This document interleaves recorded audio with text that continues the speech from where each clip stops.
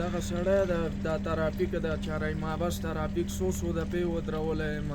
نن یې رانه رکشا همداسې ونیوله، اوس یې رانه شارک کې ودرولې ده، راته وایي که ته پورته یې وکتلې وایي ته کونه ورکوې، ته دای 2000 خبرې وکړې. ما سره شخصي مشکل لري، مور و پلار مې د همدغه رکشا راته اخیستې ده غریبۍ ته، او هغه هم دوی چې لږ چې شمپې کړي نه وي وروره ګله وخته شارک ته رانه وړي، څو دفعې یې ودرولی یم.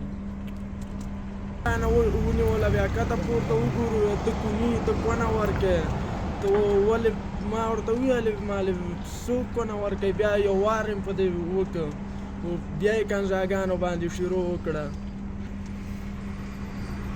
دا کار د چارای مابس کې یو ترافیک ده پهلوانو پکتیاوال غونډه کې ده، پکتیا چارای مابس امره کمیسیون والا د ترافیکو مسؤل ده، د ترافیکو امیر ده کمیسیون